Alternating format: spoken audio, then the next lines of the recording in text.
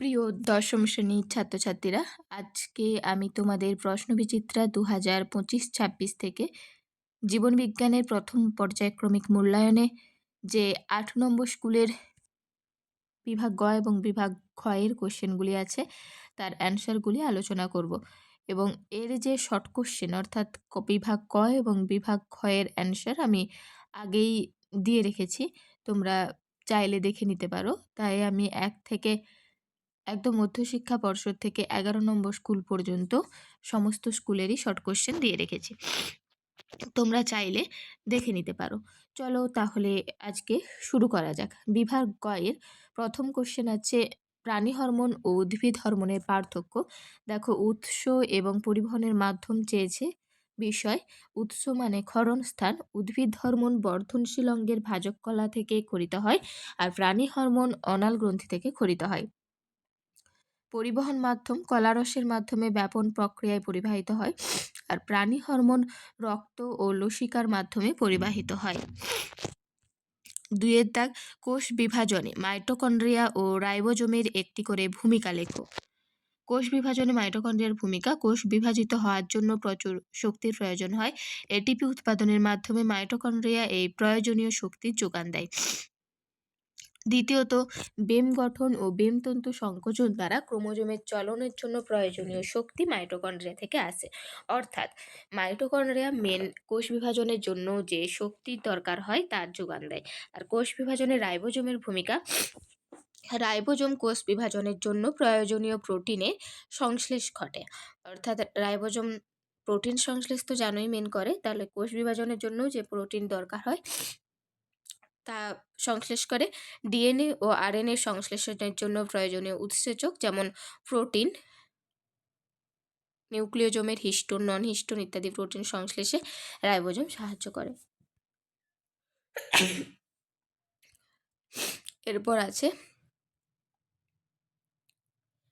3টা রিচমন্ড ল্যাং প্রভাব বলতে কি বোঝো? রিচমন্ড ল্যাং প্রতিক্রিয়া।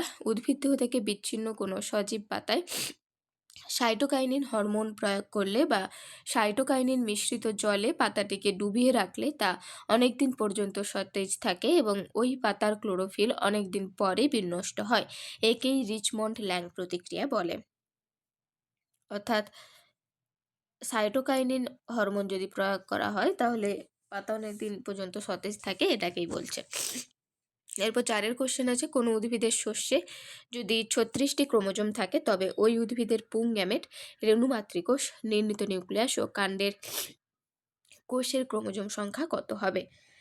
দেখো, কোনো উদ্ভিদের শস্যে যদি 36টি ক্রোমোজোম থাকে বলেছে। আমরা জানি শস্যে ক্রোমোজোম হচ্ছে ট্রিপ্লয়েড অর্থাৎ 3n।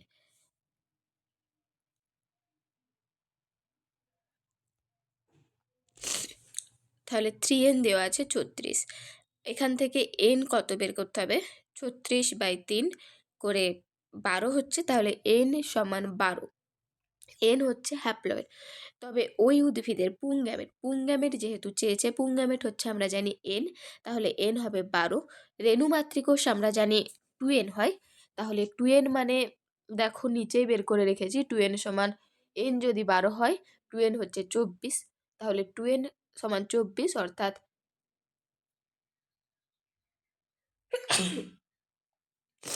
রেণুমাতৃকোষ হচ্ছে 2n 24, নির্ণিত নিউক্লিয়াসও 2n হয়, তাইও 24, ও কাণ্ডের কোষের ক্রোমোজোম সংখ্যাও হবে 2n, তাহলে এটাও 24। আমরা গ্যামেট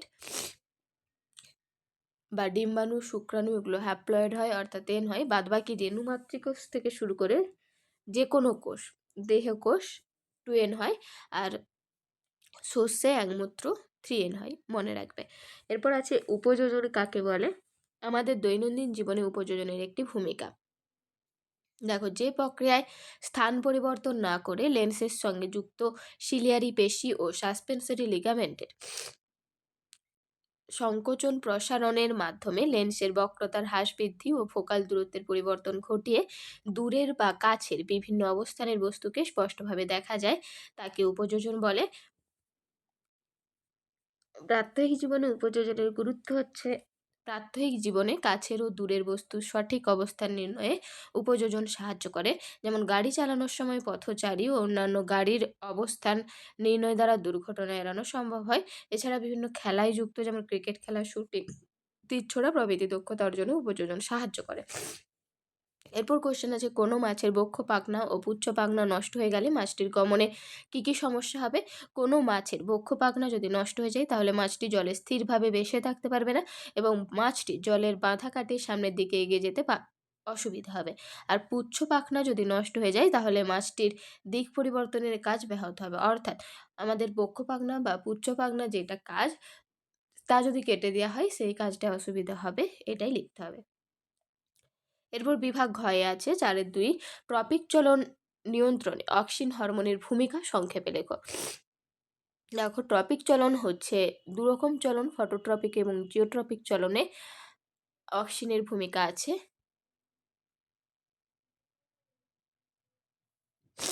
ফটোট্রপিক চলনে কাণ্ডের শীর্ষের এক পাশে আলো ফেললেও ওই পাশের কিছু অক্সিন আলোর বিপরীত পাশে অন্ধকার দিকে চলে যায়, অর্থাৎ আলোর দিকে অক্সিনের ঘনত্ব কম, অন্ধকার দিকে অক্সিজেনের ঘনত্ব বেড়ে যায়। ফলস্বরূপ ওই অংশের কোষগুলি দ্রুত বিভাজিত হয় ও কাণ্ডের শীর্ষ আলোর দিকে বেঁকে যায়। আর জিওট্রপিক চলনে অভিকর্ষ বলের জন্য মূলাগ্রের নিচে বেশি অক্সিজেন জমা হয়, ফলে ওই অংশের কোষ বিভাজন ক্ষমতা হ্রাস পায়। আর মূলাগ্রের ওপরে কম অক্সিজেন জমার ফলে ওই অংশের কোষ দ্রুত বিভাজিত হয়ে মূল নিচের দিকে বেঁকে যায়। এরপর আছে প্রদত্ত চলনগুলি কোন প্রকার চলন তা লিখতে বলেছে। অঙ্কুরিত বীজের মূল জলের উৎসের দিকে বৃদ্ধি পায়। এটা যেহেতু আলোর বলছে, এই জলের বলছে সরি, তাই এটা হচ্ছে হাইড্রোট্রপিক চলন। আর পদ্ম ফুল সূর্যোদয়ের সময় ফোটে ও সূর্যাস্তের সময় মুদে যায়, তার মানে বেশি আলোয় ফুটছে, কম আলোয় নিভে মুদে যাচ্ছে, তাহলে এটা হচ্ছে তীব্রতার দ্বারা যেহেতু নিয়ন্ত্রিত হচ্ছে তাই এটি ন্যাস্টিক চলন, এবং আলোর তীব্রতা যেহেতু তাই হচ্ছে ফটোন্যাস্টিক চলন। থাইরক্সিন হরমোন ক্ষরণ ঘটিত ফিডব্যাক নিয়ন্ত্রণ পদ্ধতিটি বলেছে লিখতে। দেখো, ফিডব্যাক পদ্ধতি যে পদ্ধতিতে কোনো গ্রন্থির ক্ষরণ পরোক্ষভাবে অন্য গ্রন্থির দ্বারা নিয়ন্ত্রিত হয় তাকে ফিডব্যাক পদ্ধতি বলে। যেমন পিটুইটারি টিএসএইচ থাইরয়েড গ্রন্থিকে উদ্দীপিত করে থাইরক্সিন ক্ষরণে সাহায্য করে, আর থাইরক্সিন বেশি ক্ষরিত হলে পিটুইটারি টিএসএইচ ক্ষরণ বাধাপ্রাপ্ত হয়। রক্তে থাইরক্সিনের মাত্রা যদি বৃদ্ধি পায় তাহলে নেগেটিভ ফিডব্যাক হয়, আর হ্রাস পেলে পজিটিভ ফিডব্যাক পায়। অর্থাৎ বৃদ্ধি যদি পেয়ে যায় রক্তে তাহলে আমাদেরকে রক্তে কমাতে হবে, তাই নেগেটিভ ফিডব্যাক পাঠায়, অর্থাৎ যাতে হাইপোথ্যালামাস থেকে টিআরএইচ ক্ষরিত হয়ে পিটুইটারি টিএসএইচ ক্ষরণ যাতে হ্রাস করে, তাই দেখে যাতে থাইরক্সিন হরমোনটা ক্ষরণ কম হয়। আর যদি হ্রাস পায় তাহলে রক্তে আমাদের থাইরক্সিনের পরিমাণ বাড়াতে হবে, বাড়ানোর জন্য বলবে, অর্থাৎ পজিটিভ ফিডব্যাক দিবে। তাহলে হাইপোথ্যালামাস থেকে টিআরএইচ ক্ষরণ বৃদ্ধি পায়, পিটুইটারি থেকে টিএসএইচ ক্ষরণ বৃদ্ধি পাবে, বা থাইরয়েড গ্রন্থি থেকে থাইরক্সিন ক্ষরণও বৃদ্ধি পাবে। এরপরের কোশ্চেন আছে, জন্মগত প্রতিবর্ত ক্রিয়া ও অর্জিত প্রতিবর্ত ক্রিয়া দুটি পার্থক্য।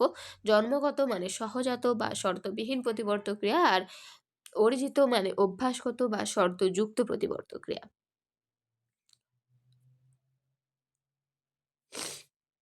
তাহলে দেখো, প্রথমটা জন্মগত প্রতিবর্ত, দ্বিতীয়টা অর্জিত। এর প্রকৃতি সহজাতটা দেখো জন্মগত, আর ইয়াটাই তো জন্মগত নয়, শর্ত হচ্ছে শর্তবিহীন।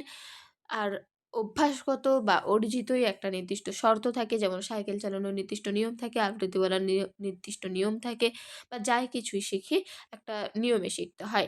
আর পরিবহন সহজাত বা ক্ষেত্রে বংশগত জনু থেকে জনুতে পরিবাহিত হয়। আর অভ্যাসগত প্রতিবর্ত ক্রিয়া, যেমন আমি যদি আবৃত্তি শিখে নিই, আমার পরপর জেনারেশন যে আবৃত্তি জানবে তা নয়। আবার সাইকেল আমি শিখলে যে সবাই শিখবে সেটাও নয়, অর্থাৎ বংশগত নয়, পূর্ব অভিজ্ঞতার প্রয়োজন হয়। প্রতিবর্ত পথ হচ্ছে সরল, আর অভ্যাসগত হচ্ছে জটিল।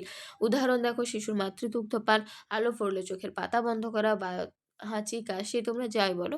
আর অভ্যাসগত মানে যেটা আমাদেরকে শিখতে হচ্ছে সেটাই হচ্ছে অভ্যাসগত। এরপর 4-3 কোশ্চেন আছে, ক্রোমোজোমের রাসায়নিক গঠন সংক্ষেপে উল্লেখ করো। ইউক্যারিওটিক ক্রোমোজোম প্রধানত প্রোটিন, হিস্টোন ও অহিস্টোন এবং নিউক্লিক অ্যাসিড দিয়ে গঠিত। তোমরা যদি এখানে ছকটা দিতে চাও তো দিতে পারো, আমি আগে একবার কোনো একটা স্কুলের ছকের সাহায্যে দিতে বলেছিল, আমি ছক দিয়েছিলাম। এবার এটাই লেখাটাই দিলাম যে প্রোটিন আমরা ক্রোমোজোমে ২ রকম জানি যে প্রোটিনে হয়। একটা ক্ষারীয় প্রোটিন আর একটা আম্লিক প্রোটিন। তোমরা এখানে ক্ষারীয় প্রোটিন ও আম্লিক প্রোটিন লিখে রেখে দিতে পারো। ক্ষারীয় প্রোটিন আর্জিনিন, হিস্টিডিন ও লাইসিন জাতীয় অ্যামাইনো অ্যাসিড থাকে। শুধু এই লাইনটা লিখবে। আর আম্লিক প্রোটিনে যে কি থাকে, আম্লিক প্রোটিনে ট্রিপ্টোফ্যান ও টাইরোসিন জাতীয় অ্যামাইনো অ্যাসিড থাকে, এটা লিখবে। এত বড় না লিখলেও চলবে। নিউক্লিক অ্যাসিড হচ্ছে ক্রোমোজোমে নিউক্লিক অ্যাসিড ২ রকমের, যথা ডিএনএ এবং আরএনএ। ডিএনএ ডিঅক্সিরাইবোনিউক্লিক অ্যাসিড আর আরএনএ রাইবোনিউক্লিক অ্যাসিড। এইখানটা তোমাদেরকে লিখতে হবে, কারণ অন্য কোশ্চেনেও ক্ষেত্রেও দেখবে সুবিধা হবে। ডিএনএ হচ্ছে এটি প্রধানত দ্বিতন্ত্রী হয়। ডিঅক্সিরাইবো শর্করা, ফসফরিক অ্যাসিড এবং নাইট্রোজেন বেস থাকে। নাইট্রোজেন বেসের মধ্যে পিউরিন, অ্যাডিনিন, গুয়ানিন হয়, মানে পিউরিনটা অ্যাডিনিন, গুয়ানিন এবং পিরিমিডিন, থাইমিন ও সাইটোসিন নিয়ে গঠিত। আর আরএনএ দেখবে, আরএনএ হচ্ছে একতন্ত্রী হয়, ডিএনএ দ্বিতন্ত্রী, এটা একতন্ত্রী। রাইবোজ শর্করা দিয়ে গঠিত, ডিএনএ হচ্ছে ডিঅক্সিরাইবোজ শর্করা। এখান থেকে তোমরা পার্থক্য করতে পারবে। আর দেখো এখানে পিউরিন, অ্যাডিনিন, গুয়ানিন থাকছে ডিএনএতে, আরএনএতে একই, কিন্তু পিরিমিডিন এখানে সাইটোসিন দুটোরই থাকছে ডিএনএ, আরএনএতে, কিন্তু থাইমিনের বদলে ইউরাসিল থাকে। আমি এখানে ক্ষারীয় প্রোটিনে কতটুকু লিখবে দাগ দিয়ে দিচ্ছি। দেখো, ক্ষারীয় প্রোটিন পয়েন্টটা দিয়ে এতে আর্জিনিন, হিস্টিডিন, লাইসিন জাতীয় অ্যামাইনো অ্যাসিড থাকে, এই লাইনটা লিখবে। আর আম্লিক প্রোটিনে ট্রিপ্টোফ্যান ও টাইরোসিন জাতীয় অ্যামাইনো অ্যাসিড থাকে, এই লাইনটা লিখলেই হবে। এরপর দেখো, ইন্টারফেজের অথবা কোশ্চেন ৪-৩ ইন্টারফেজের বিভিন্ন দশাগুলির নাম ও কোন দশায় কী ঘটে লিখতে বলেছে। সরি, এখানে মনে হয় বাইভ্যালেন্ট কাকে বলে রয়ে গেছে একটা কোশ্চেন। দেখো, বাইভ্যালেন্ট গঠন প্রোফেজ 1 এর জাইগোটিন উপদশায় ২টি সমসমস্ত ক্রোমোজোম সাইন্যাপসিস পদ্ধতিতে জোড় বেঁধে বাইভ্যালেন্ট বা ডায়াড গঠন করে। এরপর ইন্টারফেজের কোশ্চেনটা আছে। ইন্টারফেজ হচ্ছে একটি কোষ বিভাজনের শেষ এবং আরেকটি কোষ বিভাজনের শুরুর পরবর্তী যে কোষ বিভাজন, তার মধ্যবর্তী দশাটাই হচ্ছে ইন্টারফেজ দশা। এই দশায় কোষে ডিএনএ, আরএনএ, প্রোটিন প্রভৃতি পদার্থের সংশ্লেষ ঘটে, তাই একে সংশ্লেষ দশা বলা হয়। সবচেয়ে দীর্ঘস্থায়ী দশা, বিভিন্ন বিপাকীয় ক্রিয়া ঘটে বলে একে বিপাকীয় দশা বলে। ইন্টারফেজ দশাটাই কোষ বিভাজনের সবথেকে দীর্ঘস্থায়ী দশা, এটা প্রায় 23 ঘন্টা হয়। আর বলতে পারো বাকি যদি 24 ঘন্টা হয়, তার মধ্যে ইন্টারফেজটাই 23 ঘন্টা হয়। বাকি যে মাইটোসিস হয় সেটা ১ ঘন্টায় হয়ে যায়। ইন্টারফেজের বিভিন্ন দশা যে আছে, জি1 দশা, এস দশা, জি2 দশা। জি1 দশা জি2 দশায় দেখবে বিপাকীয় ক্রিয়ার হারটা জি1 দশার থেকে জি2 দশায় একদম বেশি হয়। জি1 দশায় স্বাভাবিক থাকে, কিন্তু যেগুলো সংশ্লেষ হয় পদার্থ, তা দেখবে কিছুটা জি1 এবং জি2 তে একই। আর এস দশায় বা সংশ্লেষ দশায় কেবলমাত্র ডিএনএ প্রতিলিপিকরণ হয়। এটা কিন্তু শর্ট কোশ্চেন আছে। ডিএনএ প্রতিলিপিকরণ হয় কোন দশায়? এস দশা বা সংশ্লেষ দশা হবে। এরপর দেখো, সর্বদা জি0 দশায় অবস্থান করে এমন ২টি প্রাণী কোষের নাম লিখতে বলেছে। ১ নম্বর লোহিত রক্তকণিকা আর দ্বিতীয় হচ্ছে স্নায়ুকোষ। তো আজকে ৮ নম্বর স্কুলের এই পর্যন্তই আছে কোশ্চেন দিয়ে দিলাম। তোমরা কমেন্ট করে প্লিজ জানিও, তাহলে আমি বুঝতে পারবো তোমাদের কাজে লাগছে কিনা। কমেন্ট না করলে আমি কিছু বুঝতে পারছি না তোমাদের কতটা দরকার বা দরকার নয়, তাহলে আমার খেটে করাটা বেকার হচ্ছে নাকি। তাই তোমরা প্লিজ একটু কমেন্ট করে জানিও। আর পরের পেজ যদি চাও তো কমেন্টে বলো। আর ভালো লাগলে সাবস্ক্রাইব করো। চলো আজকে তাহলে এই পর্যন্তই।